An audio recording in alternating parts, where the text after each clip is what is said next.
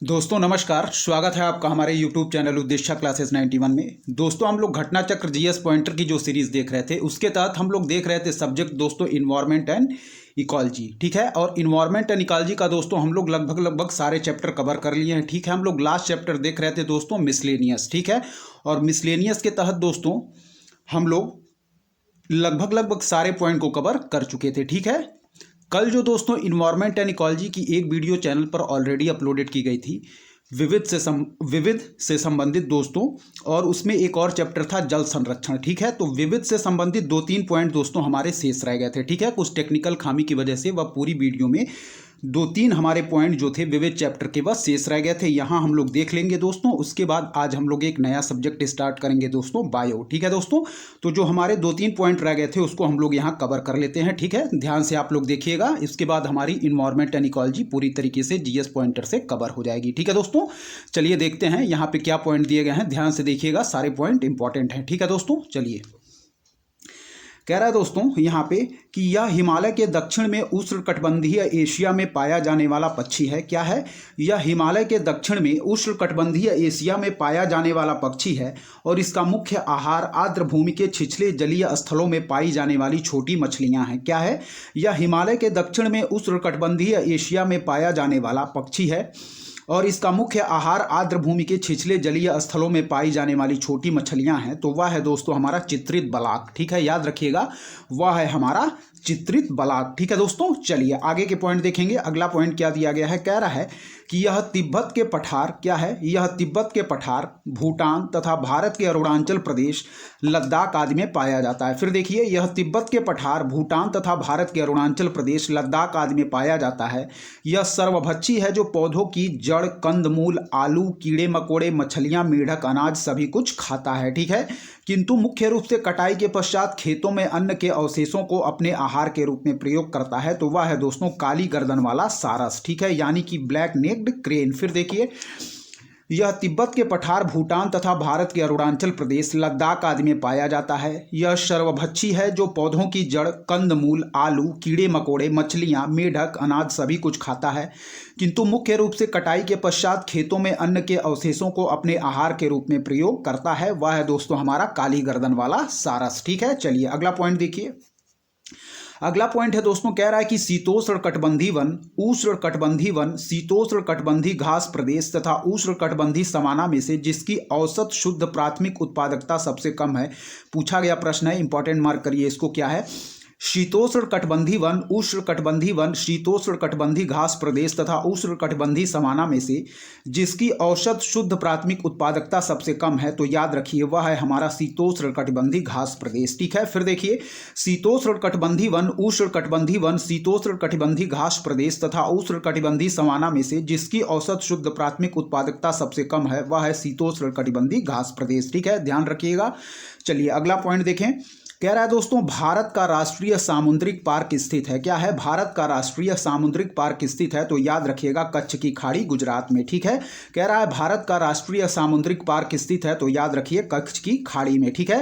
भारत का राष्ट्रीय सामुद्रिक पार्क स्थित है। तो याद रखिए कच्छ की खाड़ी में, ठीक है दोस्तों। चलिए अगला पॉइंट देखिए क्या कह रहा है दोस्तों। अगला पॉइंट है कि भीतर कणिका जिसे विश्व धरोहर स्थल की सूची में सम्मिलित किया गया है अवस्थित है उड़ीसा में। क्या है? भीतर कणिका जिसे विश्व धरोहर स्थल की सूची में सम्मिलित किया गया है अवस्थित है उड़ीसा में, ठीक है दोस्तों, ध्यान रखिएगा।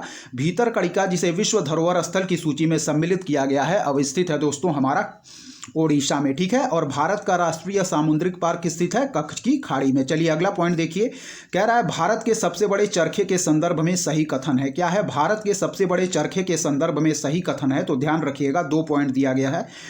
इसका उद्घाटन नोएडा में हुआ, बिल्कुल सही है, ठीक है। फिर कह रहा है कि यह उपयोग किए हुए प्लास्टिक कचरे से बना है, ठीक है दोस्तों, ध्यान रखिएगा। फिर देखिए, भारत के सबसे बड़े चरखे के संदर्भ में सही कथन है। तो इसका उद्घाटन नोएडा में हुआ था और यह उपयोग किए हुए प्लास्टिक के कचरे से बना है, ठीक है। यहाँ देख लीजिए, फिर से देखिए यहाँ क्या कह रहा है कि भारत के सबसे बड़े चरखे के संदर्भ में सही कथन है। तो इसका उद्घाटन नोएडा में हुआ और यह उपयोग किए हुए प्लास्टिक के कचरे से बना है, ठीक है दोस्तों। तो इस प्रकार हम लोग ने जो घटना चक्र जीएस पॉइंटर के तहत तहत इन्वायरमेंट एंड इकोलॉजी का पूरा पार्ट पूरी अच्छी तरीके से कवर कर लिया है दोस्तों। ठीक है, जिन दोस्तों ने हमारा इन्वायरमेंट एंड इकोलॉजी का पार्ट ना कवर किया हो वो वीडियो जो चैनल पर ऑलरेडी अपलोडेड है उससे हमारा इन्वायरमेंट एंड इकोलॉजी का जो पार्ट है वो कवर कर सकते हैं। ठीक है दोस्तों, अब हम लोग एक नया सब्जेक्ट स्टार्ट करेंगे दोस्तों, वह है हमारा बायो, जिससे संबंधित प्रश्न काफ़ी परीक्षाओं में पूछे जाते हैं और इसका वेटेज काफ़ी है।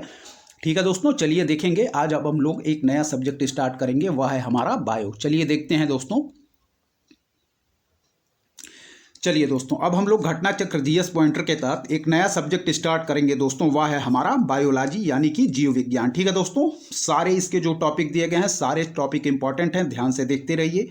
पहला टॉपिक है दोस्तों हमारा जीव विज्ञान की उपशाखाएं। क्या है पहला जो टॉपिक है हमारा जीव विज्ञान की उपशाखाएं? चलिए ध्यान से देखिएगा। कह रहा है कि जंतु विज्ञान का अध्ययन, क्या है जंतु विज्ञान यानी कि जूलॉजी अध्ययन करता है, तो याद रखिए जीवित व मृत जानवर दोनों का। क्या है, कह रहा है कि जंतु विज्ञान अध्ययन करता है तो याद रखिए जीवित व मृत जानवर दोनों का। ठीक है, क्या है जंतु विज्ञान अध्ययन करता है तो जीवित व मृत जानवर दोनों का। ठीक है, ध्यान रखिएगा। चलिए अगला पॉइंट देखिए, कह रहा है कि सही सुमेलन है। ठीक है, तो पक्षी, ठीक है, तो पक्षी संबंधित हो जाएगा दोस्तों हमारा ऑर्निथोलॉजी से। ठीक है, क्या है पक्षी हमारा संबंधित हो जाएगा दोस्तों ऑर्निथोलॉजी से। ठीक है, ध्यान रखिए पक्षी ऑर्निथोलॉजी। वंशागति हो जाएगा दोस्तों जेनेटिक्स। क्या है वंशागति हो जाएगा हमारा जेनेटिक्स। ठीक है, फिर है पर्यावरण, तो पर्यावरण हो जाएगा इकोलॉजी। ठीक है, फिर है जीवाश्म, तो जीवाश्म हो जाएगा पैलियोबायोलॉजी। ठीक है, पैलियोबायोलॉजी। फिर देखिए पक्षी हो जाएगा दोस्तों हमारा ऑर्निथोलॉजी से, वंशागति हो जाएगा हमारा जेनेटिक्स से, पर्यावरण हो जाएगा इकोलॉजी से, जीवाश्म हो जाएगा पैलियोबायोलॉजी से। ठीक है, फिर देखिए पक्षी हो जाएगा ऑर्निथोलॉजी से, वंशागति हो जाएगा जेनेटिक्स से, पर्यावरण हो जाएगा इकोलॉजी से, जीवाश्म हो जाएगा पैलियोबायोलॉजी से। ठीक है, अगला देखिए, अगला कह रहा है फूलों का अध्ययन कहलाता है दोस्तों, तो याद रखिए एंथोलॉजी। क्या है, कह रहा है फूलों के अध्ययन को कहते हैं तो याद रखिए एंथोलॉजी। ठीक है, फूलों के अध्ययन को कहते हैं दोस्तों एंथोलॉजी। ठीक है, चलिए अगला देखिए क्या कह रहा है कि कीटों के वैज्ञानिक अध्ययन को कहते हैं तो याद रखिए एंटोमोलॉजी। ठीक है, क्या है कीटों के वैज्ञानिक अध्ययन को कहते हैं तो याद रखिए दोस्तों क्या है, वह है हमारा एंटोमोलॉजी। ठीक है, चलिए आगे देखिए क्या दिया गया है, सारे पॉइंट इंपॉर्टेंट है, ध्यान से देखते रहिए दोस्तों। ठीक है, चलिए देखेंगे। चलिए कह रहा है दोस्तों कि फूलों के अध्ययन को कहते हैं तो याद रखिए एंथोलॉजी। कीटों के वैज्ञानिक अध्ययन को क्या कहते हैं, तो कीटों के वैज्ञानिक अध्ययन को कहेंगे दोस्तों एंटोमोलॉजी। ठीक है, चलिए अगला पॉइंट देखिए क्या कह रहा है, कह रहा है कि विषय जो जनसंख्या एवं मानव जाति समुदायों के महत्वपूर्ण आंकड़ों के अध्ययन से संबंधित है तो याद रखिए जननांकिकी। ठीक है, क्या है विषय जो जनसंख्या एवं मानव जाति के महत्वपूर्ण आंकड़ों के अध्ययन से संबंधित है तो याद रखिए जननांकिकी। फिर देखिए विषय जो जनसंख्या एवं मानव जाति समुदायों के महत्वपूर्ण आंकड़ों के अध्ययन से संबंधित है तो याद रखिए जननांकिकी। चलिए अगला देखिए क्या है, अगला पॉइंट कह रहा है कि विभिन्न संस्कृतियों के वैज्ञानिक विवरण के तुलनात्मक अध्ययन को कहते हैं इथनोलॉजी। ठीक है दोस्तों, क्या है कि विभिन्न संस्कृतियों के वैज्ञानिक विवरण के तुलनात्मक अध्ययन को कहते हैं दोस्तों इथनोलॉजी। फिर देखिए विभिन्न संस्कृतियों के वैज्ञानिक विवरण के तुलनात्मक अध्ययन को कहते हैं दोस्तों इथनोलॉजी। ठीक है, चलिए अगला पॉइंट देखिए ध्यान से, सारे पॉइंट इंपॉर्टेंट हैं, ध्यान से देखते रहिए। चलिए अगला पॉइंट देखिए क्या कह रहा है कि जैविक जगत में होने वाले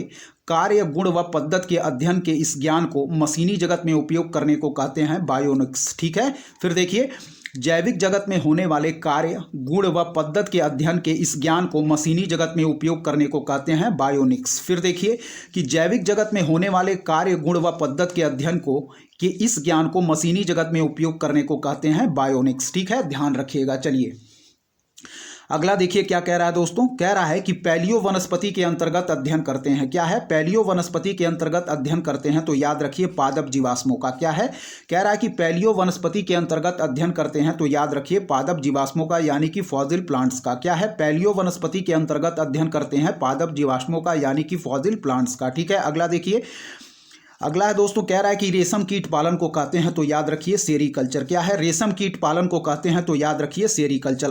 अगला देखिए क्या है, कह रहा है मधुमक्खी का उपयोग किया जाता है तो एपी कल्चर में। क्या है मधुमक्खी का उपयोग किया जाता है दोस्तों एपी कल्चर में। ठीक है, ध्यान रखिएगा। चलिए आगे दिया है दोस्तों सही सुमेलन, चलिए देखेंगे क्या कराया गया है यहाँ, सही सुमेलन देखेंगे ध्यान से। चलिए दोस्तों देखेंगे, ठीक है, यहाँ ध्यान से देखिए क्या है, कह रहा है दोस्तों कि फूलों की खेती। ध्यान से देखिएगा, जो भी 4-5 टॉपिक यहाँ दिए गए हैं ध्यान से देखिए। खेती और खेती का नामकरण। ठीक है, खेती और खेती का नामकरण। चलिए देखेंगे, दिया है दोस्तों फूलों की खेती तो हम कहेंगे फ्लोरिकल्चर। क्या है फूलों की खेती, फूलों की खेती दोस्तों तो इसको कहेंगे हम फ्लोरिकल्चर। ठीक है, फूलों की खेती को कहेंगे फ्लोरिकल्चर, फसलों की खेती को कहेंगे एग्रोनॉमी। क्या है? फसलों की खेती को कहेंगे दोस्तों एग्रोनॉमी। सब्जियों की खेती को क्या कहेंगे? ओलरीकल्चर। क्या है? सब्जियों की खेती को कहेंगे ओलरीकल्चर। फलों की खेती को कहेंगे दोस्तों पोमोलॉजी। क्या है? फलों की खेती को कहेंगे दोस्तों पोमोलॉजी। पीसी कल्चर को कहेंगे दोस्तों हमारा मछली पालन। ठीक है, पीसी कल्चर को कहेंगे मछली पालन, और हार्टिकल्चर को कहेंगे दोस्तों हम बागवानी, फूल फल सब्जी की कृषि। ठीक है, फिर से देखिए, फूलों की खेती को कहेंगे दोस्तों फ्लोरिकल्चर। क्या है? फूलों की खेती कहेंगे फ्लोरिकल्चर। फसलों की खेती कहेंगे दोस्तों एग्रोनॉमी। क्या है?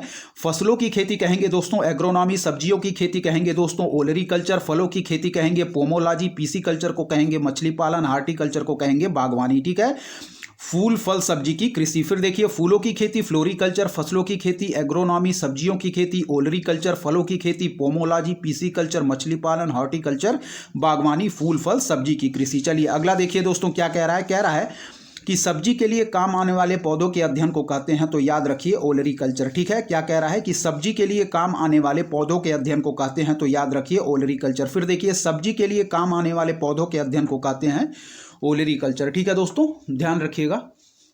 चलिए देखेंगे अगला। देखिए अगला टॉपिक क्या है दोस्तों, अगला है हमारा सही सुमेलन। ठीक है, चलिए देखते हैं सही सुमेलन क्या यहाँ दिया गया है। दिया गया है दोस्तों की लेक्सिकोग्राफी। ठीक है, तो लेक्सिकोग्राफी को हम लोग कहते हैं दोस्तों शब्दकोश का संकलन या संयोजन। ठीक है, यहाँ देखिए लेक्सिकोग्राफी, तो लेक्सिकोग्राफी को हम कहेंगे शब्दकोश का संकलन। ठीक है, लेक्सिकोग्राफी को कहेंगे शब्दकोश का संकलन या संयोजन। ठीक है, ध्यान दीजिए, फिर से देखिए लेक्सिकोग्राफी शब्दकोश का संकलन या संयोजन। अगला देखिए फिलोलॉजी। क्या है? तो फिलोलॉजी को हम कहेंगे भाषा की संरचना एवं विकास तथा इतिहास का अध्ययन। फिलोलॉजी को भाषा की संरचना एवं विकास तथा इतिहास का अध्ययन। ठीक है, आइकोनोग्राफी को हम कहेंगे प्रतिमाओं या चित्रकला का अध्ययन। फिर देखिए लेक्सिकोग्राफी को कहेंगे दोस्तों शब्दकोश का संकलन या संयोजन। लेक्सिकोग्राफी को कहेंगे शब्दकोश का संकलन या संयोजन। अगला देखिए फिलोलॉजी को कहेंगे भाषा की संरचना एवं विकास तथा इतिहास का अध्ययन। क्या है?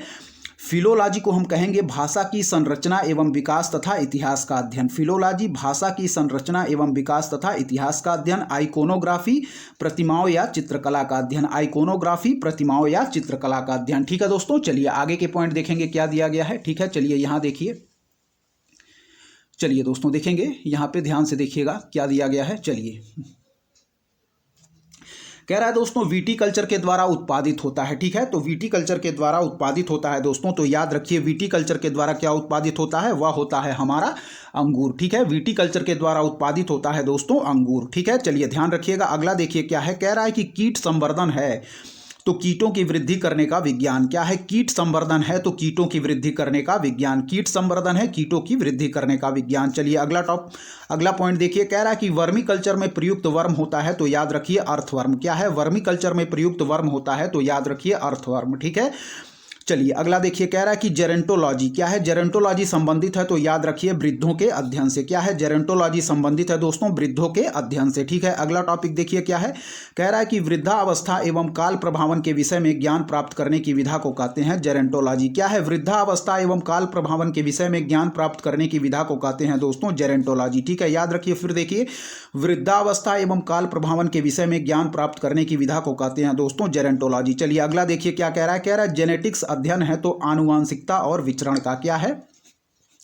जेनेटिक्स अध्ययन है दोस्तों तो आनुवांशिकता और विचरण का। ठीक है, याद रखिएगा जेनेटिक्स अध्ययन है आनुवांशिकता और विचरण का। ठीक है दोस्तों, ध्यान रखिए। फिर से देखिए क्या कह रहा है कि जेनेटिक्स अध्ययन है तो याद रखिए आनुवांशिकता और विचरण का। ठीक है, अगला देखिए दोस्तों क्या कह रहा है। कह रहा है पेडोलॉजी संबंधित है तो मिट्टी के वैज्ञानिक अध्ययन से। क्या है? पेडोलॉजी संबंधित है दोस्तों, तो वह है हमारा मिट्टी के वैज्ञानिक अध्ययन से। पेडोलॉजी संबंधित है मिट्टी के वैज्ञानिक अध्ययन से। ठीक है, अगला देखिए क्या कह रहा है। कह रहा है अस्थियों का अध्ययन किया जाता है तो ऑस्टियोलॉजी के अंतर्गत। क्या है? अस्थियों का अध्ययन किया जाता है ऑस्टियोलॉजी के अंतर्गत। अगला देखिए सर्पों के विषय में जानकारी प्राप्त करना कहलाता है सर्पेंटोलॉजी। ठीक है दोस्तों, क्या है? सर्पों के विषय में जानकारी प्राप्त करना कहलाता है सर्पेंटोलॉजी। फिर देखिए सर्पों के विषय में जानकारी प्राप्त करना कहलाता है सर्पेंटोलॉजी। अगला देखिए कि साइकोलॉजी यानी कि मनोविज्ञान फिजियोलॉजी पैथोलॉजी और बैक्टीरियोलॉजी में से बेमेल है तो वह है दोस्तों हमारा साइकोलॉजी। ठीक है, फिर देखिए कि साइकोलॉजी यानी कि मनोविज्ञान फिजियोलॉजी पैथोलॉजी और बैक्टीरियोलॉजी में से बेमेल है तो वह है दोस्तों हमारा साइकोलॉजी। ठीक है, चलिए अगला देखिए क्या है दोस्तों? हाइड्रोपोनिक्स है। क्या है? हाइड्रोपोनिक्स है। तो याद रखिए मृदा विहीन पादप संवर्धन, ठीक है, यानी बिना मिट्टी के खेती करना, ठीक है। हाइड्रोपोनिक्स है दोस्तों मृदा विहीन पादप संवर्धन, हाइड्रोपोनिक्स है मृदा विहीन पादप संवर्धन, ठीक है दोस्तों। चलिए नेक्स्ट टॉपिक देखेंगे, वह है हमारा जैव विकास, ठीक है दोस्तों। यहाँ देखिए क्या है अगला टॉपिक, वह है दोस्तों हमारा जैव विकास, ठीक है दोस्तों, याद रखिए। चलिए देखेंगे दोस्तों क्या दिया गया है यहाँ पे।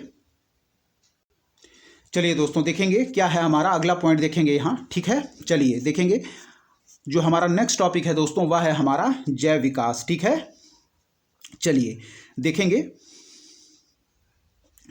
कह रहा है दिए गए युग्मों के सही कालक्रम बद्ध को चुने, जो सबसे पुराना है वह पहले आएगा, ठीक है। कह रहा है कि दिए गए युग्मों के सही कालक्रम बद्ध को चुने, जो सबसे पुराना है वह पहले आएगा, ठीक है दोस्तों। तो सबसे पहले हो जाएगा दोस्तों हमारा पैलियोसीन, ठीक है। सबसे पहले हो जाएगा दोस्तों हमारा पैलियोसीन, ठीक है। फिर हो जाएगा दोस्तों ईओसीन, ठीक है। क्या है? ईओसीन, ठीक है। फिर हो जाएगा हमारा ओलिगोसीन, ठीक है। क्या हो जाएगा? फिर है हमारा ओलिगोसीन। फिर हो जाएगा दोस्तों हमारा मायोसीन, ठीक है। फिर हो जाएगा दोस्तों प्लायोसीन। फिर हो जाएगा प्लास्टोसीन। फिर हो जाएगा होलोसीन, ठीक है। कह रहा है दिए गए युग्मों के सही कालक्रमबद्ध को चुने, जो सबसे पुराना है वह पहले आएगा, ठीक है दोस्तों। तो ध्यान से देखिए यहाँ सबसे पहले हो जाएगा दोस्तों पैलियोसीन, ठीक है, याद रखिएगा। फिर हो जाएगा हमारा ईओसीन। फिर हो जाएगा ओलिगोसीन।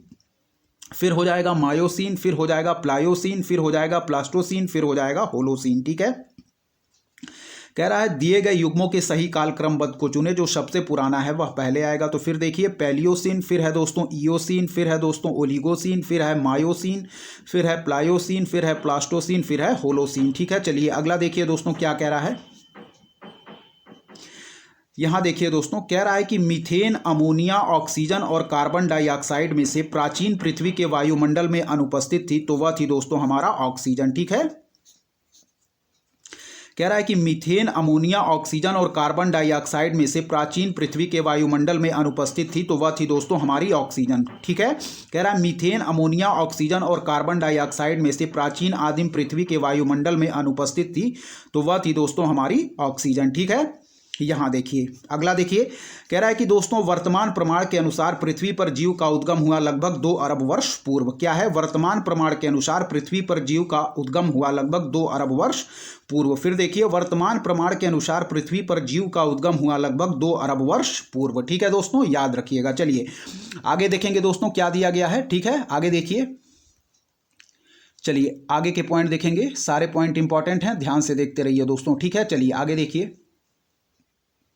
चलिए यहां देखिए कह रहा है नील हरित शैवाल, कवक, अमीबा और यूग्लिना में से पृथ्वी पर सबसे पुराना जीव है। पूछा गया प्रश्न है, इंपॉर्टेंट मार्क करिए दोस्तों। कह रहा है नील हरित शैवाल, कवक, अमीबा और यूग्लिना में से पृथ्वी पर सबसे पुराना जीव है, तो याद रखिए नील हरित शैवाल। कई बार परीक्षाओं में रिपीट किया गया प्रश्न है यह। नील हरित शैवाल, कवक, अमीबा और यूग्लिना में से पृथ्वी पर सबसे पुराना जीव है, तो याद रखिए नील हरित शैवाल। क्या है? नील हरित शैवाल, कवक, अमीबा और यूग्लिना में से पृथ्वी पर सबसे पुराना जीव है, तो याद रखिए दोस्तों नील हरित शैवाल। चलिए अगला पॉइंट देखिए, कह रहा है कि डार्विन द्वारा प्रस्तुत प्राकृतिक वर्णवाद आधारित है। क्या है? डार्विन द्वारा प्रस्तुत प्राकृतिक वर्णवाद आधारित है, तो याद रखिए over production, struggle for existence and variations तथा सर्वाइवल ऑफ द फिटेस्ट पर, ठीक है। फिर देखिए डार्विन द्वारा प्रस्तुत प्राकृतिक वर्णवाद आधारित है, तो ओवर प्रोडक्शन पर, struggle for existence and variations, क्या है? Struggle for existence and variations तथा सर्वाइवल ऑफ द फिटेस्ट पर, ठीक है। याद रखिएगा कि जो डार्विन का प्राकृतिक वर्णवाद है वह आधारित है दोस्तों ओवर प्रोडक्शन पर, ठीक है। फिर है struggle for existence and variations तथा सर्वाइवल ऑफ द फिटेस्ट पर, ठीक है। अगला देखिए क्या है, कह रहा है कि विकासवाद का सिद्धांत प्रतिपादित किया, तो याद रखिए चार्ल्स डार्विन ने। क्या है? विकासवाद का सिद्धांत प्रतिपादित किया चार्ल्स डार्विन ने। विकासवाद का सिद्धांत प्रतिपादित किया चार्ल्स डार्विन ने। अगला देखिए पुस्तक दी ओरिजिन ऑफ स्पीसीज लिखी गई है, तो याद रखिए डार्विन के द्वारा। क्या है? पुस्तक दी ओरिजिन ऑफ स्पीसीज लिखी गई है दोस्तों, याद रखिए डार्विन के द्वारा, ठीक है। चलिए अगला देखिए दोस्तों क्या है, अगला है दोस्तों जीव विकास यानी कि एवोल्यूशन को सर्वप्रथम समझाया, तो लैमार्क ने। क्या है? जीव विकास को सर्वप्रथम यानी कि एवोल्यूशन को सर्वप्रथम समझाया, तो याद रखिए लैमार्क ने, ठीक है। जीव विकास एवोल्यूशन को सर्वप्रथम समझाया, तो लैमार्क ने, ठीक है। अगला देखिए क्या है, कह रहा है विकास के उत्परिवर्तन सिद्धांत का प्रतिपादन किया था। पूछा गया प्रश्न है, इंपॉर्टेंट मार्क करिए कि विकास के उत्परिवर्तन सिद्धांत का प्रतिपादन किया था, तो याद रखिए ह्यूगो डी ब्रिज ने, ठीक है। क्या है? विकास के उत्परिवर्तन सिद्धांत का प्रतिपादन किया था ह्यूगो डी ब्रिज ने। क्या है? विकास के उत्परिवर्तन सिद्धांत का प्रतिपादन किया था दोस्तों ह्यूगो डी ब्रिज ने। चलिए आगे के पॉइंट देखेंगे क्या दिया गया है, सारे पॉइंट इंपॉर्टेंट हैं, ध्यान से देखते रहिए। चलिए ध्यान से देखिएगा दोस्तों, यहाँ क्या दिया गया है, सही सुमेलन पूछ रहा है, ठीक है। सही सुमेलन यहाँ देखेंगे क्या है, कह रहा है कि विकास का सिद्धांत, तो याद रखिए डार्विन। क्या है, विकास का सिद्धांत दिया गया है तो याद रखिए डार्विन। फिर दिया गया है कि एक जीन एक एंजाइम की परिकल्पना, तो याद रखिए बीडल एवं टैटम ने। क्या है, एक जीन एक एंजाइम की परिकल्पना दी थी बीडल एवं टैटम ने, ठीक है। फिर है दोस्तों ओपेरान अवधारणा, तो याद रखिए जैकब और मोनोड ने। क्या है, ओपेरान अवधारणा जैकब और मोनोड ने, ठीक है।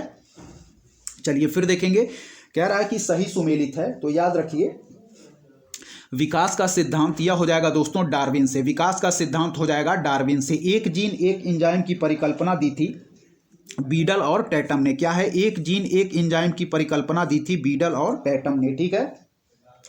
फिर देखिए ओपेरान अवधारणा दी थी जैकब और मोनार्ड ने। क्या है, ओपेरान अवधारणा दी थी दोस्तों जैकब और मोनार्ड ने, ठीक है, ध्यान रखिएगा। चलिए अगला पॉइंट देखिए, कह रहा है विकास का मुख्य कारक है तो प्राकृतिक वर्ण। क्या है, विकास का मुख्य कारक है तो याद रखिए प्राकृतिक वर्ण। क्या है, विकास का मुख्य कारक है तो याद रखिए प्राकृतिक वर्ण। अगला देखिए, जैव विकास के संदर्भ में सांपों में अंगों का लोप होने को स्पष्ट किया जाता है। क्या है, जैव विकास के संदर्भ में सांपों में अंगों का लोप होने को स्पष्ट किया जाता है अंगों का उपयोग तथा अनुपयोग किए जाने से, ठीक है। देखिए जैव विकास के संदर्भ में सांपों में अंगों का लोप होने को स्पष्ट किया जाता है तो अंगों का उपयोग तथा अनुपयोग किए जाने से, ठीक है, अंगों का उपयोग तथा अनुपयोग किए जाने से, ठीक है। अगला देखिए, कह रहा है भारत की विशाल वन्य बिल्लियों में से वह जिसके बारे में कहा जाता है कि वह भारत में विलुप्त हो गई थी। क्या है, भारत की विशाल वन्य बिल्लियों में से वह जिसके बारे में कहा जाता है कि वह भारत में विलुप्त हो गई थी, तो याद रखिएगा चीता। क्या है, भारत की विशाल वन्य बिल्लियों में से वह जिसके बारे में कहा जाता है कि वह भारत में विलुप्त हो गई थी, तो वह है चीता, ठीक है।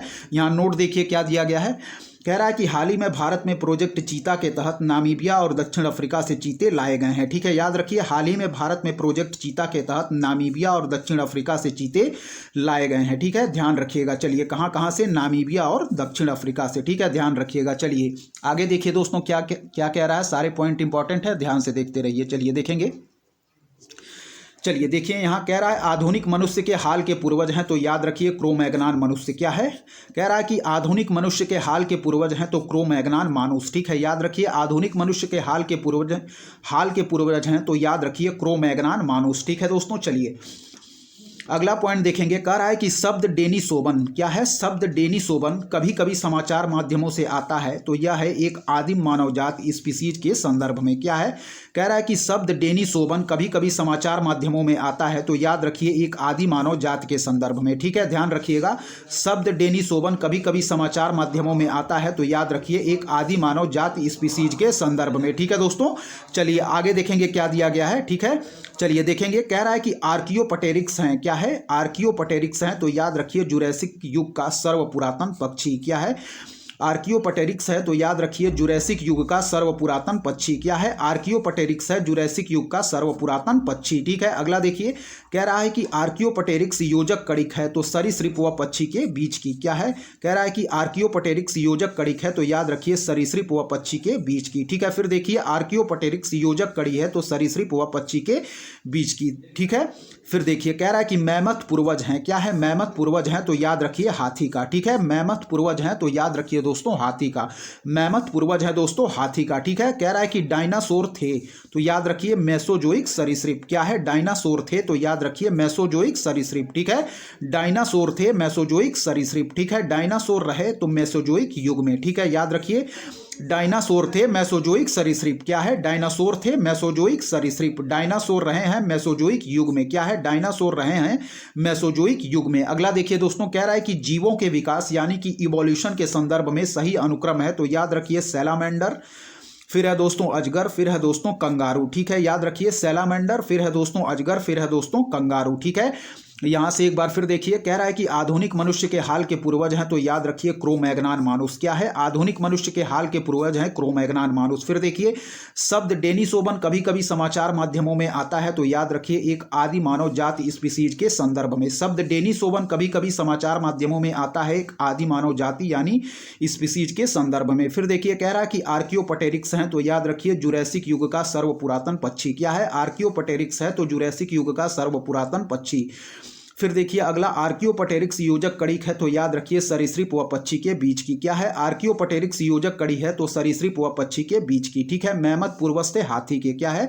मैमथ पूर्वज है हाथी के। फिर है कह रहा है कि डायनासोर थे तो याद रखिए मेसोजोइक सरीसृप। क्या है? डायनासोर थे तो याद रखिए मेसोजोइक सरीसृप। कह रहा है डायनासोर रहे हैं तो याद रखिए मेसोजोइक युग में। क्या है? डायनासोर रहे हैं मेसोजोइक युग में। अगला देखिए कह रहा है जीवों के विकास यानी कि इवोल्यूशन के संदर्भ में सही अनुक्रम है तो वह है दोस्तों सैलामेंडर, अजगर और कंगारू। क्या है? जीवों के विकास इवोल्यूशन के संदर्भ में सही अनुक्रम है तो याद रखिए सैलामेंडर, अजगर और कंगारू। ठीक है दोस्तों, चलिए बढ़ेंगे अगले चैप्टर की तरफ। क्या है हमारा अगला चैप्टर? ध्यान से देखिए। अगला टॉपिक है दोस्तों हमारा वर्ग की। ठीक है। अगला चैप्टर है हमारा वर्ग की। ठीक है। ध्यान से देखिएगा पहला पॉइंट क्या कह रहा है। कह रहा है दोस्तों कि जीव विज्ञानियों ने पादप जगत और प्राणी जगत की जातियों को बहुत बड़ी संख्या में ज्ञात किया है, ढूंढ निकाला है और पहचान लिया है।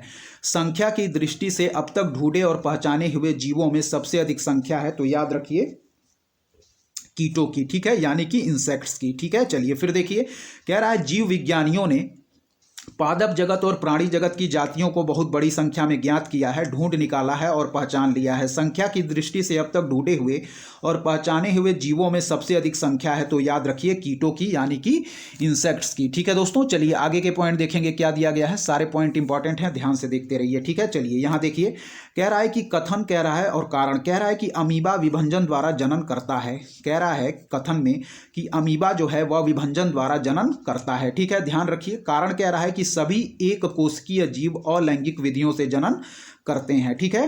कह रहा है कि अमीबा विभंजन द्वारा जन्म करता है। कारण कह रहा है सभी एक कोशिकीय जीव अलैंगिक विधियों से जनन करते हैं। तो ए और आर दोनों सही हैं तथा आर ए का सही स्पष्टीकरण है। फिर देखिए कथन कह रहा है कि अमीबा विभंजन द्वारा जनन करता है। ठीक है। कारण कह रहा है कि सभी एक कोशिकीय जीव अलैंगिक विधियों से जनन करते हैं। क्या है?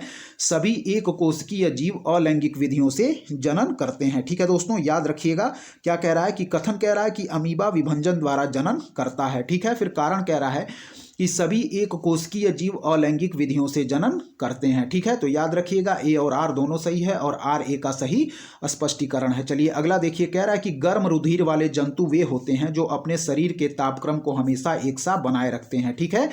कह रहा है कि गर्म रुधिर वाले जंतु वे होते हैं जो अपने शरीर के तापक्रम को हमेशा एक सा बनाए रखते हैं। क्या है? गर्म रुधिर वाले जंतु वे होते हैं जो अपने शरीर के तापक्रम को हमेशा एक सा बनाए रखते हैं। ठीक है। चलिए अगला देखिए कह रहा है कि सही कथन है तो याद रखिए पहला पॉइंट दिया गया है कि गोल कृमि में कोई परिसंचरण तंत्र नहीं होता है। क्या है? गोल कृमि में कोई परिसंचरण तंत्र नहीं होता है। ठीक है। फिर कह रहा है कि अस्थिल मछलियों में वाताशय आमतौर से विद्यमान होता है तथा उपास्थित सम मछलियों में निषेचन आंतरिक होता है। क्या है? फिर देखिए कह रहा है कि गोल कृमि में कोई परिसंचरण तंत्र नहीं होता है। ठीक है। गोल कृमि में कोई परिसंचरण तंत्र नहीं होता है। फिर कह रहा है अस्थिल मछलियों में वाताशय आमतौर से विद्यमान होता है तथा उपास्थि सम मछलियों में निषेचन आंतरिक होता है। ठीक है दोस्तों, याद रखिएगा कि गोल कृमि में कोई परिसंचरण तंत्र नहीं होता है। फिर कह रहा है कि अस्थिल मछलियों में वाताशय आमतौर से विद्यमान होता है तथा उपास्थि सम मछलियों में निषेचन आंतरिक होता है। ठीक है। चलिए आगे के पॉइंट देखेंगे क्या दिया गया है। सारे पॉइंट इंपॉर्टेंट हैं, ध्यान से देखते रहिए।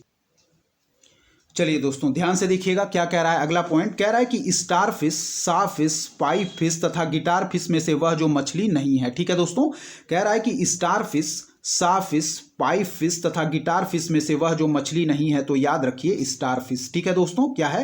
कह रहा है कि स्टार फिश, सा फिश, पाइप फिश तथा गिटार फिश में से वह जो मछली नहीं है तो याद रखिएगा दोस्तों स्टार फिश। ठीक है, याद रखिएगा। चलिए आगे देखिए कह रहा है कि रजत मीन, क्रे फिश, जेली फिश तथा कैट फिश में से वह जो वास्तविक मीन मछली नहीं है तो याद रखिए दोस्तों कैट फिश। ठीक है, क्या है? रजत मीन, क्रे फिश, जेली फिश तथा कैट फिश में से वह जो वास्तविक मीन मछली नहीं है तो याद रखिए कैट फिश। ठीक है, रजत मीन, क्रे फिश, जेली फिश तथा कैट फिश में से वह जो वास्तविक मीन मछली नहीं है तो याद रखिए वह है दोस्तों हमारा कैट फिश। ठीक है, चलिए आगे देखिए क्या कह रहा है। कह रहा है दोस्तों कि star fish, jelly fish, hagfish तथा समुद्री घोड़ा में से वह जो वास्तविक रूप से मछली नहीं है, तो याद रखिएगा दोस्तों समुद्री घोड़ा। क्या है? स्टारफिश, जेलीफिश, हैगफिश तथा समुद्री घोड़ा में से वह जो वास्तविक रूप से मछली नहीं है, तो याद रखिएगा समुद्री घोड़ा। ठीक है, फिर देखिए यहां से कह रहा है दोस्तों कि स्टारफिश, साफिश, पाइपफिश तथा गिटारफिश में से वह जो मछली नहीं है, तो याद रखिएगा स्टारफिश। ठीक है, फिर देखिए रजत मीन, क्रेफिश, जेलीफिश तथा कैटफिश में से वह जो वास्तविक मीन मछली नहीं है, वह है दोस्तों हमारा कैटफिश। ठीक है, ध्यान रखिएगा। चलिए आगे देखिए कि स्टारफिश, जेलीफिश, हैगफिश तथा समुद्री घोड़ा में से वह जो वास्तविक रूप से मछली नहीं है, तो वह है दोस्तों समुद्री घोड़ा। ठीक है, चलिए अगला देखिए, कह रहा है कि सबसे बड़ा स्तनपायी है, तो याद रखिए व्हेल। क्या है? सबसे बड़ा स्तनपायी है, तो याद रखिए व्हेल। ठीक है दोस्तों, सबसे बड़ा स्तनपायी है, तो याद रखिए दोस्तों वह है हमारा वेल। ठीक है, कह रहा है कि वेल प्राणी है। क्या है? वेल प्राणी है, तो याद रखिएगा स्तनपायी वर्ग का। क्या है? वेल प्राणी है, तो याद रखिए स्तनपायी वर्ग का। ठीक है दोस्तों, वेल प्राणी है स्तनपायी वर्ग का। अगला देखिए दोस्तों क्या कह रहा है, शार्क, स्क्विड, ऑक्टोपस तथा वेल में से स्तनपायी है, तो याद रखिए वेल। क्या है? शार्क, स्क्विड, ऑक्टोपस तथा वेल में से स्तनपायी है, तो याद रखिए वेल। ठीक है दोस्तों, क्या है? कह रहा है कि शार्क, स्क्विड, ऑक्टोपस तथा वेल में से स्तनपायी है, तो याद रखिए वेल। अगला देखिए, कह रहा है दोस्तों कि finback whale, blue whale, sperm whale तथा हम्पबैक वेल प्रजातियों में से दांतों वाली वेल में विशालतम है, तो वह है स्पर्म वेल। क्या है?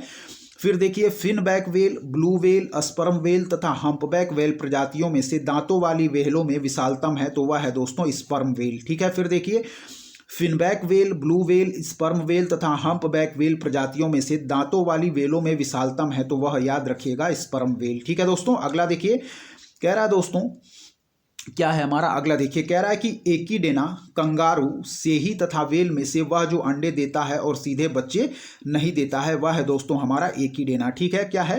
कह रहा है कि एकीडेना, कंगारू, सेही तथा वेल में से वह जो अंडे देता है और सीधे बच्चे नहीं देता है, वह है दोस्तों हमारा एकीडेना। ठीक है, याद रखिए एकीडेना, कंगारू, सेही तथा वेल में से वह जो अंडे देता है और सीधे बच्चे नहीं देता, वह है दोस्तों हमारा एकीडेना। ठीक है दोस्तों, चलिए आगे बढ़ेंगे। चलिए ध्यान से देखते रहिए, सारे पॉइंट इंपॉर्टेंट हैं दोस्तों। चलिए ठीक है, चलिए देखेंगे क्या कह रहा है अगला पॉइंट हमारा। चलिए दोस्तों अगला पॉइंट दोस्तों कह रहा है कि लोरिस, कंगारू, हेजहॉग। क्या है? Loris, kangaroo, hedgehog. ठीक है दोस्तों, ध्यान से देखिएगा। चलिए आगे देखिए यहां, चलिए देखेंगे।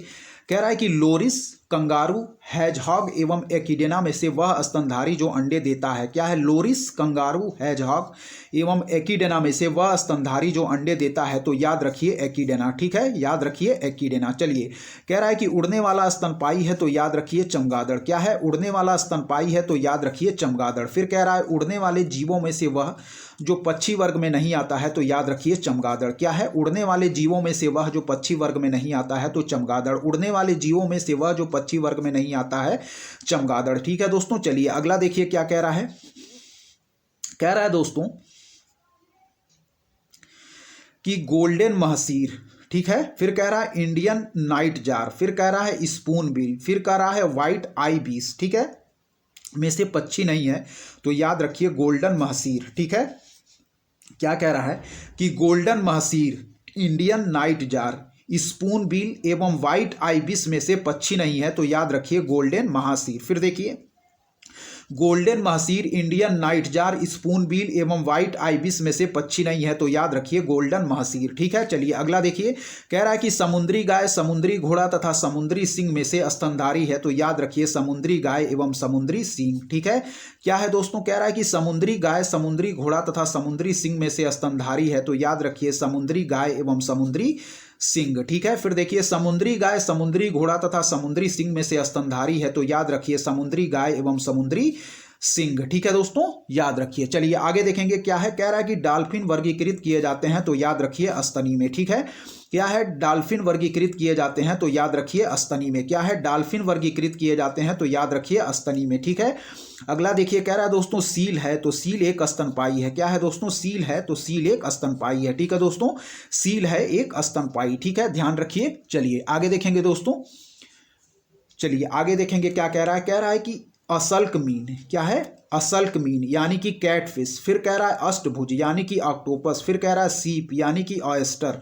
और फिर कह रहा है कि हवासील यानी कि पेलिकन में से वह जीव जो निस्यंदक भोजी यानी कि फिल्टर फीडर है, जो फिल्टर फीडर है दोस्तों वह है हमारा सीप यानी कि ऑयस्टर। ठीक है, फिर देखिए कि असल्क मीन यानी कि कैटफिश, फिर है दोस्तों अष्टभुज यानी कि ऑक्टोपस, फिर है दोस्तों सीप यानी कि ऑयस्टर, और फिर है हवासील यानी कि पेलिकन में वह जीव जो निस्यंदक भोजी यानी कि फिल्टर फीडर है वह है दोस्तों हमारा सीप यानी कि ऑयस्टर। फिर देख लीजिए कैटफिश, फिर है दोस्तों ऑक्टोपस, फिर है दोस्तों ऑयस्टर, और फिर है पेलिकन में वह जीव जो निस्यंदक भोजी यानी कि फिल्टर फीडर है वह है दोस्तों हमारा सीप यानी कि ऑयस्टर। ठीक है दोस्तों, याद रखिएगा। चलिए आगे के पॉइंट देखेंगे क्या दिया गया है, ध्यान से देखिए।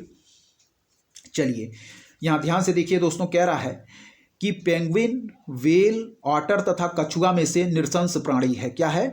पेंगुइन, वेल, ऑटर तथा कछुआ में से नृशंस प्राणी है, तो याद रखिए ऑटर या उदबिलाव। ठीक है दोस्तों, फिर देखिए कह रहा है पेंगुइन, वेल, ऑटर तथा कछुआ में से नृशंस प्राणी है, तो याद रखिएगा ऑटर या उदबिलाव। क्या है? पेंगुइन, वेल, ऑटर तथा कछुआ में से नृशंस प्राणी है, तो याद रखिए ऑटर या उदबिलाव। ठीक है दोस्तों, चलिए आगे देखेंगे क्या कह रहा है। कह रहा है केंचुआ, जेलीफिश, सहस्त्रपादी यानी कि मिलीपीड, समुद्री घोड़ा सी हार्स और कास्ट यूका यानी कि वुडलाइस में से वे जीव जो अपरदहारी, ठीक है, अपरदहारी यानी कि डेट्राटिवोर हैं वह है दोस्तों हमारे केंचुआ, सहस्त्रपादी, मिलीपीड और कास्ट यूका वुडलाइस। ठीक है, फिर देखिए कह रहा है कि केंचुआ, जेलीफिश, सहस्त्रपादी यानी कि मिलीपीड, फिर है दोस्तों समुद्री घोड़ा सी हॉर्स और कास्ट यूका यानी कि वुडलाइस में से वे जीव जो अपरदहारी यानी कि डेट्राइटवोर हैं वह है दोस्तों हमारे केंचुआ,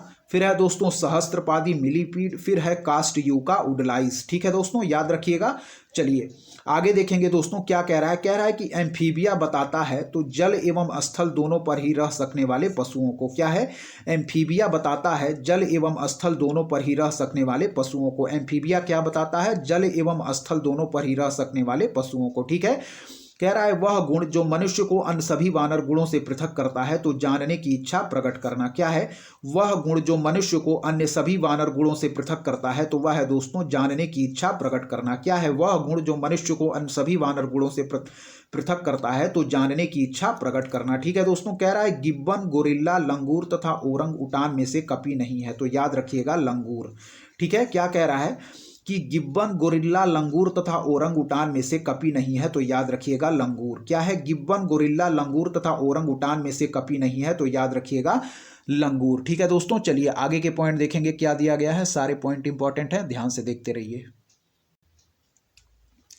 चलिए देखिए दोस्तों यहाँ क्या दिया गया है हमारा, ध्यान से देखेंगे। कह रहा है मानव सदृश लघुतम कपी है तो वह है दोस्तों गिब्बन। क्या है? मानव सदृश लघुतम कपी है तो वह है दोस्तों गिब्बन। क्या है? मानव सदृश लघुतम कपी है वह है हमारा गिब्बन। अगला पॉइंट देखिए दोस्तों क्या कह रहा है। कह रहा है कि गाय, बकरी, भेड़ तथा हिरन कुल में से नील गाय आती है तो हिरन कुल में। क्या है? कह रहा है कि गाय, बकरी, भेड़ तथा हिरन कुल में से नील गाय आती है तो याद रखिए हिरन कुल में। क्या है? गाय, बकरी, भेड़ तथा हिरन कुल में से नील गाय आती है दोस्तों, तो याद रखिएगा हिरन कुल में। ठीक है दोस्तों, ध्यान से देखते रहिए, सारे पॉइंट इंपॉर्टेंट हैं। चलिए अगला देखेंगे। कह रहा है दोस्तों कि हिरण, फिर है गीदड़, फिर है दोस्तों जेबरा और घोड़ा में से वह जंतु जिसमें खुर नहीं पाए जाते हैं, तो याद रखिए गीदड़ में। ठीक है, क्या कह रहा है कि हिरण, गीदड़, जेबरा और घोड़ा में से वह जंतु जिसमें खुर नहीं पाए जाते हैं, तो याद रखिए गीदड़ में। क्या है? हिरण, गीदड़, जेब्रा और घोड़ों में से वह जंतु जिसमें खुर नहीं पाए जाते हैं, तो याद रखिए दोस्तों गीदड़ में। ठीक है, चलिए आगे देखिए क्या है। कह रहा है कि ऑक्टोपस, तो ऑक्टोपस एक मृदु कवची मोलस्क है। ठीक है दोस्तों, क्या है? ऑक्टोपस, तो ऑक्टोपस याद रखिए एक मृदु कवची मोलस्क है। ठीक है दोस्तों, ऑक्टोपस क्या है? तो याद रखिए ऑक्टोपस है दोस्तों एक मृदु कवची यानी कि मोलस्क है। ठीक है दोस्तों, ऑक्टोपस एक मृदु कवची मोलस्क है। अगला देखिए, कह रहा है दोस्तों सबसे बड़ा अकशेरुकी है। क्या है? सबसे बड़ा अकशेरुकी है, तो याद रखिएगा कोलोसल स्क्विड। क्या है? सबसे बड़ा अकशेरुकी है दोस्तों, तो याद रखिएगा कोलोसल स्क्विड। ठीक है, क्या है? सबसे बड़ा अकशेरुकी है, तो याद रखिए कोलोसल स्क्विड। ठीक है दोस्तों, चलिए आगे देखेंगे क्या है। कह रहा है कि केकड़ा, फिर कह रहा है बरूथी, फिर कह रहा है बिच्छू तथा मकड़ी में से वह जीव जो अन्य 3 जीवों के वर्ग का नहीं है, तो वह याद रखिए वह है दोस्तों हमारा केकड़ा। क्या है?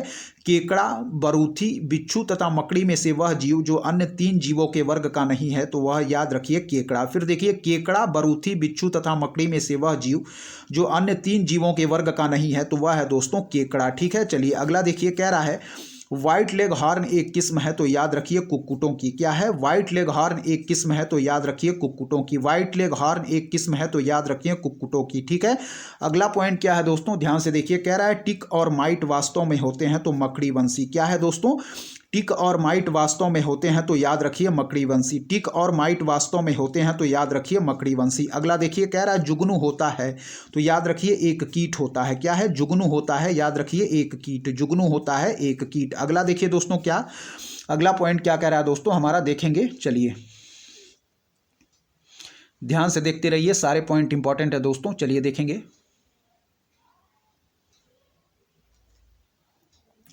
चलिए, कह रहा है मकड़ी कीट से भिन्न होती है क्योंकि मकड़ी में पाई जाती हैं 8 टांगें। क्या है? मकड़ी कीट से भिन्न होती हैं क्योंकि मकड़ी में पाई जाती हैं दोस्तों, ध्यान रखिए। मकड़ी कीट से भिन्न होती है क्योंकि मकड़ी में पाई जाती हैं 8 टांगें। ठीक है दोस्तों, ध्यान रखिएगा। चलिए अगला देखेंगे। कह रहा है कि तितली, तिलचट्टा, मच्छर तथा मकड़ी में कीट नहीं है तो याद रखिए मकड़ी। ठीक है दोस्तों, कह रहा है तितली, तिलचट्टा, मच्छर तथा मकड़ी में से कीट नहीं है तो याद रखिए मकड़ी। क्या है? तितली, तिलचट्टा, मच्छर तथा मकड़ी में से कीट नहीं है तो याद रखिए मकड़ी। ठीक है दोस्तों, चलिए अगला देखेंगे क्या कह रहा है। कह रहा है घरेलू मक्खी, खटमल, मच्छर और मकड़ी में से कीट नहीं है तो याद रखिए मकड़ी। क्या है? कह रहा है घरेलू मक्खी, खटमल, मच्छर और मकड़ी में से कीट नहीं है तो याद रखिए मकड़ी। घरेलू मक्खी, खटमल, मच्छर और मकड़ी में से कीट नहीं है तो याद रखिए मकड़ी। ठीक है, चलिए अगला देखिए दोस्तों क्या कह रहा है। छिपकली, तिलचट्टा, घरेलू, खटमल तथा मच्छर में से वह जीव जिसका रक्त सफेद होता है। क्या है? छिपकली, तिलचट्टा, घरेलू, खटमल तथा मच्छर में से वह जीव जिसका रक्त सफेद होता है तो याद रखिए तिलचट्टा का। क्या है? छिपकली, तिलचट्टा, घरेलू, खटमल तथा मच्छर में से वह जीव जिसका रक्त सफेद होता है तो याद रखिए तिलचट्टा का। क्या है? छिपकली, तिलचट्टा, घरेलू, खटमल तथा मच्छर में से वह जीव जिसका रक्त सफेद होता है तो याद रखिए तिलचट्टा का। ठीक है दोस्तों, अगला देखिए क्या है। कह रहा है कि मेढक, केंचुआ, सर्प और मोर में से लाल रक्त कणिका विहीन जंतु है। क्या है? मेढक, केंचुआ, सर्प और मोर में से लाल रक्त कणिका विहीन जंतु है तो याद रखिए केंचुआ। ठीक है दोस्तों, कह रहा है कि मेढक, केंचुआ, सर्प और मोर में से लाल रक्त कणिका विहीन जंतु है तो याद रखिए केंचुआ। क्या है? मेढक, केंचुआ, सर्प और मोर में से लाल रक्त कणिका विहीन जंतु है तो याद रखिए केंचुआ। ठीक है, चलिए वह अगला पॉइंट क्या है। वह जंतु जिसे भूमि का कृषक जोतने वाला कहा जाता है केंचुए। ठीक है, वह जंतु जिसे भूमि का कृषक जोतने वाला कहा जाता है दोस्तों केंचुए। ठीक है दोस्तों, चलिए आगे देखिए, सारे पॉइंट इंपॉर्टेंट हैं, ध्यान से देखते रहिए दोस्तों। ठीक है, चलिए देखेंगे। कह रहा है दोस्तों वह जीव जिसकी कुछ प्रजातियां कवकों के कृषकों के रूप में जानी जाती हैं। क्या है? वह जीव जिसकी कुछ प्रजातियां कवकों के कृषकों के रूप में जानी जाती हैं तो वह है हमारी चींटी। क्या है?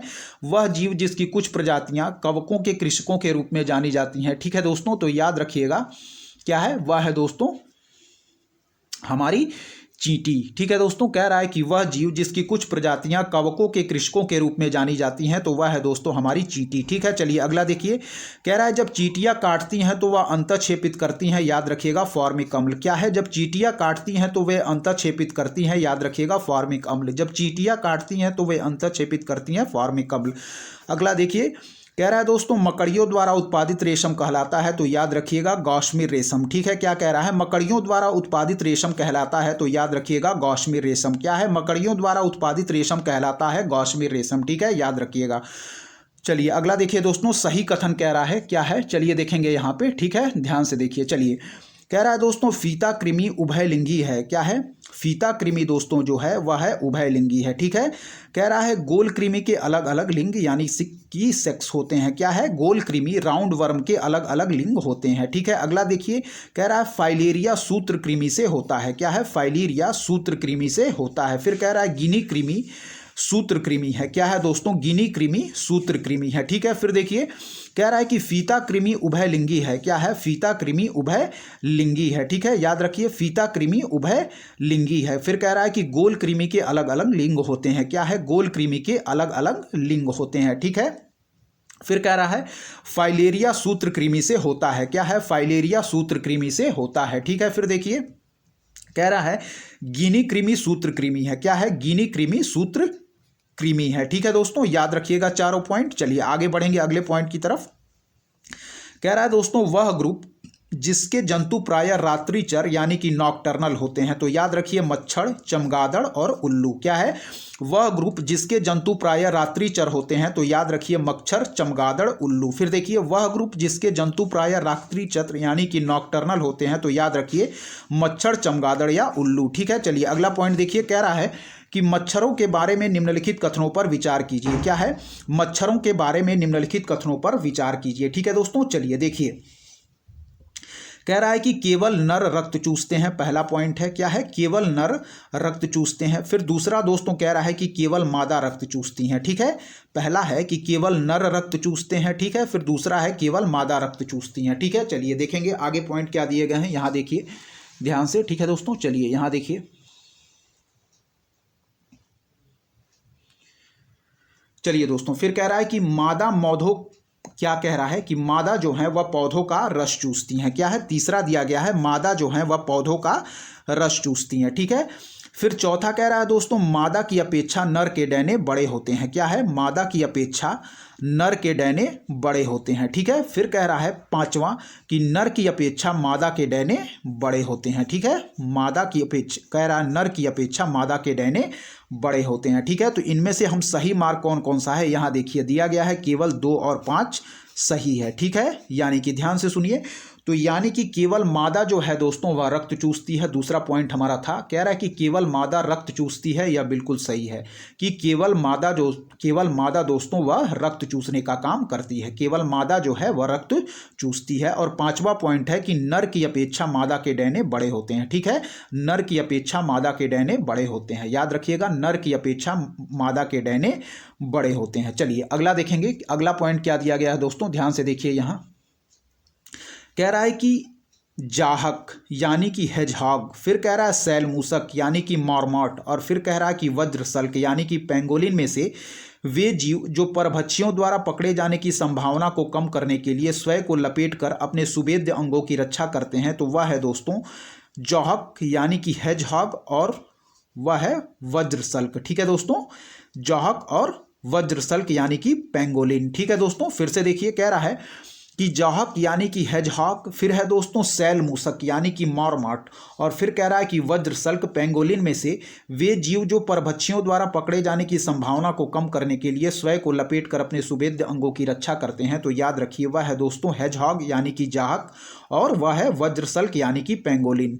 जाहक यानी कि हेजहॉग और वज्रसल्क यानी कि पेंगोलिन। ठीक है दोस्तों, चलिए आगे देखिए, कह रहा है दोस्तों ध्यान से देखते रहिए, सारे पॉइंट इंपॉर्टेंट हैं। ठीक है दोस्तों, देखेंगे क्या कह, चलिए दोस्तों देखेंगे, कह रहा है कि मोलॉक, फिर कह रहा है ऊंट, फिर कह रहा है जेब्रा तथा यूरोमेस्टिक्स में से वह प्राणी जो अपनी आंत्र में जल का संग्रह कर लेता है। क्या है? मोलाक, फिर है दोस्तों ऊंट, फिर है दोस्तों जेब्रा तथा फिर है यूरोमेस्टिक्स में से वह प्राणी जो अपनी आंत्र में जल का संग्रह कर लेता है, तो याद रखिए वह है दोस्तों ऊंट।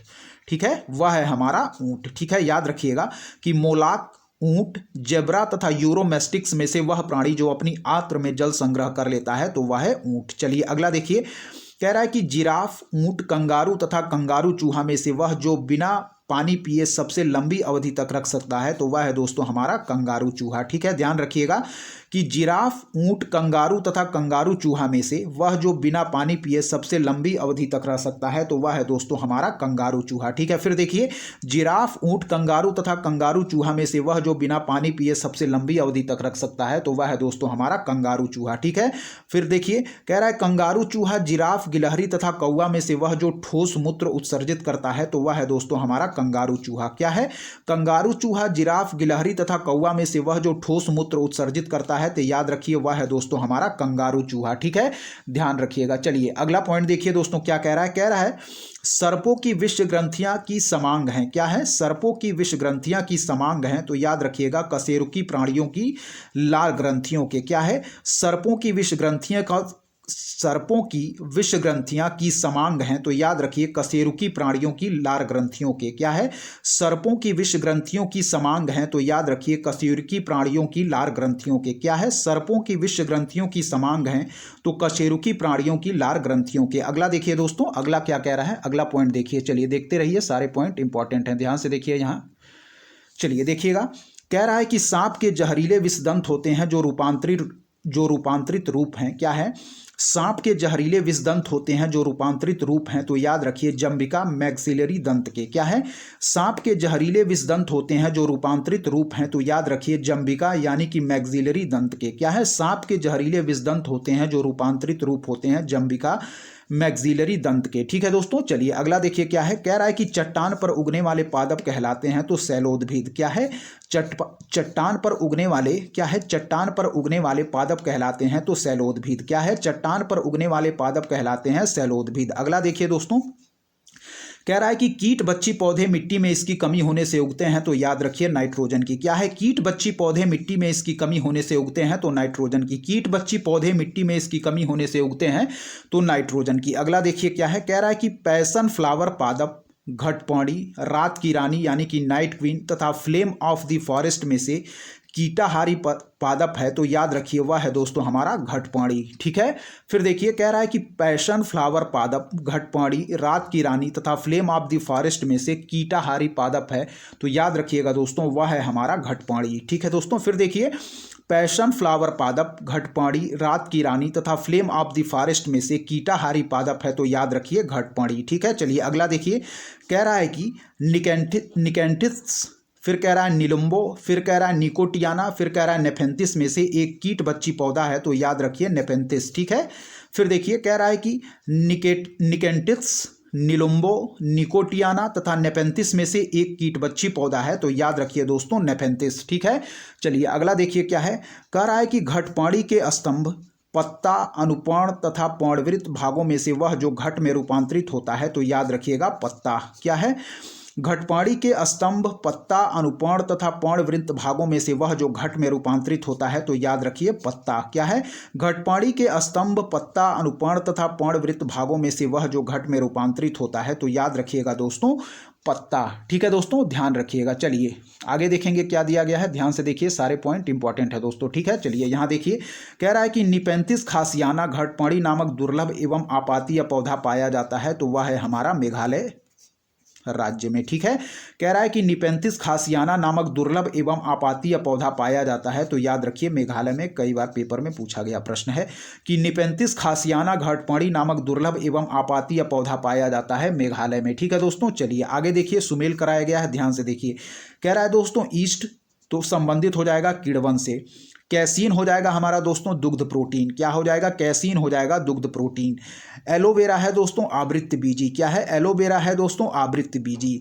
घटपौड़ी है दोस्तों कीट बच्ची पौधा। क्या है? घटपौड़ी है कीट बच्ची पौधा। ठीक है दोस्तों, अमरबेल है हमारा तना परजीवी। क्या है? अमरबेल है हमारा तना परजीवी। चंदन है दोस्तों जड़ परजीवी। क्या है? अमरबेल है तना परजीवी, फिर है दोस्तों चंदन हमारा जड़ परजीवी। ठीक है, आर्किड है हमारा अधिपादप यानी कि एपीफाइट। ठीक है, फिर देखिए कह रहा है कि ईस्ट है दोस्तों किण्वन। ठीक है, ईस्ट हमारा हो जाएगा किण्वन से। कैसीन हो जाएगा दुग्ध प्रोटीन। कैसीन हो जाएगा दुग्ध प्रोटीन। एलोवेरा हो जाएगा आवृत्त बीजी। घटपौड़ी हो जाएगा कीट बच्ची पौधा।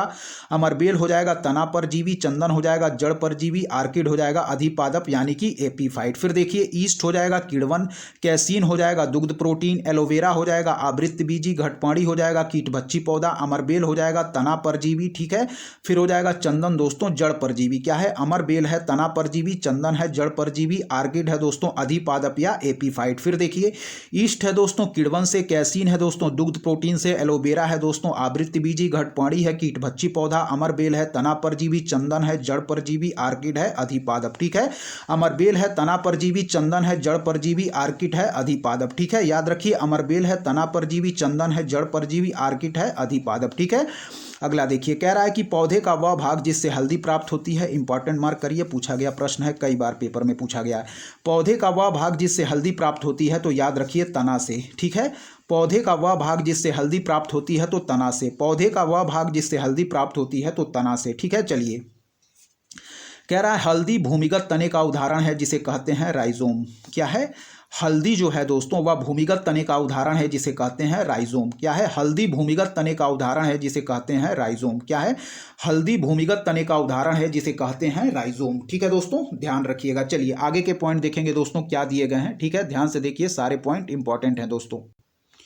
चलिए दोस्तों ध्यान से देखिए, यहाँ क्या कह रहा है। कह रहा है दोस्तों कि हल्दी के पौधे का खाने लायक हिस्सा है तो याद रखिए प्रकंद या राइजोम। ठीक है, कह रहा है हल्दी के पौधे का खाने लायक हिस्सा है तो याद रखिए प्रकंद या राइजोम। क्या है? हल्दी के पौधे का खाने लायक हिस्सा है तो याद रखिए प्रकंद या राइजोम। ठीक है दोस्तों, चलिए अगला देखिए, फलों का वह प्रकार जिसमें लीची को रखा जाता है तो याद रखिए डूप। क्या है? फलों का वह प्रकार जिसमें लीची को रखा जा सकता है वह है हमारा डूप। फलों का वह प्रकार जिसमें लीची को रखा जा सकता है तो याद रखिए डूप। कह रहा है यदि किसी उभयलिंगी पुष्प में पुमंग और जायंग अलग अलग समय पर परिपक्व होते हैं तो इस तत्व को कहते हैं दोस्तों भिन्न काल पक्वता। क्या है? यदि किसी उभयलिंगी पुष्प में पुमंग और जायंग अलग अलग समय पर परिपक्व होते हैं तो इस तत्व को कहते हैं दोस्तों भिन्न काल पक्वता। ठीक है, याद रखिए। फिर देखिए, यदि किसी उभयलिंगी पुष्प में पुमंग और जायंग अलग अलग समय पर परिपक्व होते हैं तो इस तत्व को कहते हैं दोस्तों भिन्न कला पक्वता। ठीक है, चलिए अगला देखिए, कह रहा है कि आलू, शकरकंद, बंडा तथा जिमीकंद अधोभूमि उत्पादित सब्जियों में से एक रूपांतरित जड़ है तो याद रखिए शकरकंद। ठीक है दोस्तों, क्या है कि आलू, शकरकंद, बंडा तथा जिमीकंद अधोभूमि उत्पादित सब्जियों में से एक रूपांतरित जड़ है तो याद रखिए शकरकंद। फिर देखिए, आलू, शकरकंद, बंडा तथा जिमीकंद अधोभूमि उत्पादित सब्जियों में से एक रूपांतरित जड़ है तो याद रखिए शकरकंद। क्या है?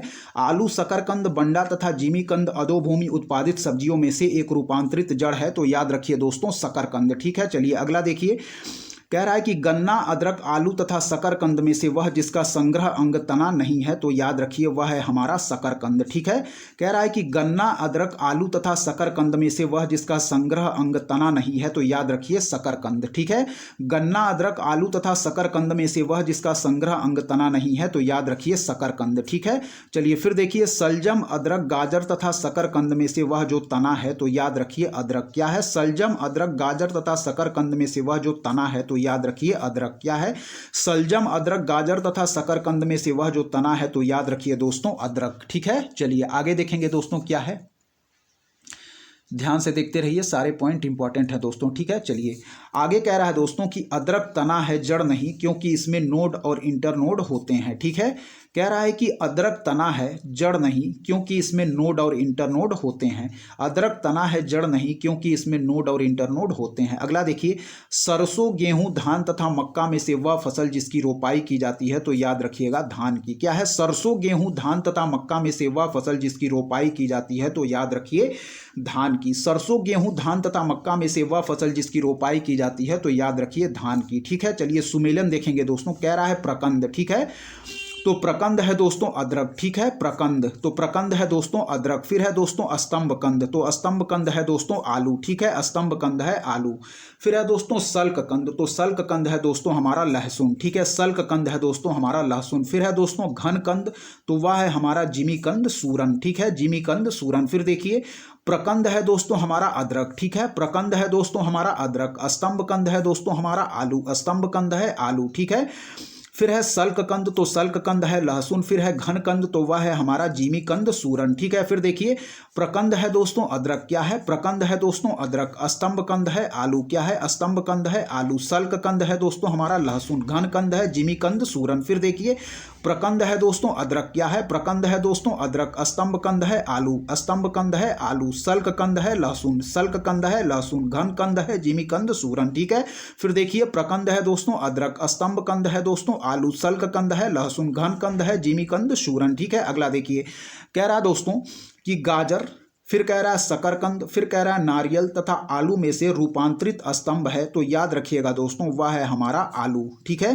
कह रहा है कि गाजर, शकरकंद, नारियल तथा आलू में से रूपांतरित स्तंभ है तो वह है दोस्तों हमारा आलू। ठीक है, गाजर, शकरकंद, नारियल तथा आलू में से रूपांतरित स्तंभ है तो याद रखिए आलू। ठीक है दोस्तों, चलिए आगे देखिए क्या कह रहा है। कह रहा है कि आलू है एक, वह है दोस्तों हमारा कंद यानी कि ट्यूबर। ठीक है दोस्तों, कह रहा है आलू है एक, तो याद रखिए कंद यानी कि ट्यूबर। ठीक है दोस्तों, आलू है एक, कंद यानी कि ट्यूबर। ठीक है दोस्तों, चलिए आगे देखिए क्या दिया गया है, ध्यान से देखते रहिए, सारे पॉइंट इंपॉर्टेंट है। ठीक है, चलिए देखेंगे। कह रहा है दोस्तों कि जैव उर्वरक प्रवाल मूल, लाइकेन तथा कवक मूल में से वह जो कवकों और उच्चतर पादपों की जड़ों के बीच उपयोगी प्रकार्यक साहचर्य है तो वह है दोस्तों हमारा कवक मूल यानी कि माइकोराइजा। ठीक है, क्या है? जैव उर्वरक प्रवाल मूल, लाइकेन तथा कवक मूल में से वह जो कवकों और उच्चतर पादपों की जड़ों के बीच उपयोगी प्रकार्यक साहचर्य है तो वह है दोस्तों हमारा कवक मूल यानी कि माइकोराइजा। फिर देखिए कि जैव उर्वरक प्रवाल मूल, लाइकेन तथा कवक मूल में से वह जो कवकों और उच्चतर पादपों की जड़ों के बीच उपयोगी प्रकार्यक साहचर्य है दोस्तों तो वह है हमारा कवक मूल यानी कि माइकोराइजा। ठीक है दोस्तों, यहां देखिए कह रहा है कि माइकोराइजा एक सहजीवी संबंध है तो याद रखिए कवक और पौधों के मध्य। ठीक है, क्या है? कह रहा है दोस्तों माइकोराइजा एक सहजीवी संबंध है तो याद रखिए कवक और पौधों के मध्य। ठीक है, माइकोराइजा एक सहजीवी संबंध है तो याद रखिए कवक और पौधों के मध्य। ठीक है, माइकोराइजा एक सहजीवी संबंध है कवक और पौधों के मध्य। ठीक है दोस्तों, चलिए आगे देखिए क्या है आगे के पॉइंट। कह रहा है कि फलीदार पादपों की जड़ों में उपस्थित गांठों में पाए जाने वाले नत्रजन स्थिरीकरण जीवाणु हैं सहजीवी।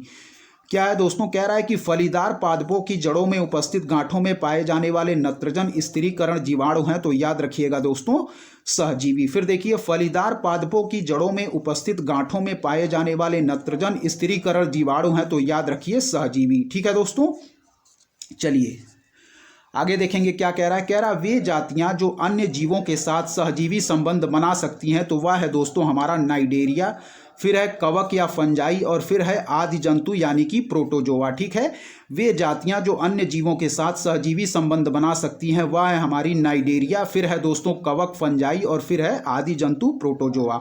तो इस वीडियो में दोस्तों यहीं तक। यदि आपको हमारी वीडियो पसंद आ रही है दोस्तों तो हमारे चैनल उद्देश्य क्लासेस 91 को जरूर सब्सक्राइब करें, लाइक करें, अपने दोस्तों के बीच शेयर करें और ऐसे ही लगातार पढ़ते रहें दोस्तों। आगे की वीडियो में हम लोग इससे आगे के पॉइंटों को कंटिन्यू करेंगे। ठीक है दोस्तों, इस वीडियो में यहीं तक। तब तक लगातार पढ़ते रहें। धन्यवाद। जय हिंद दोस्तों।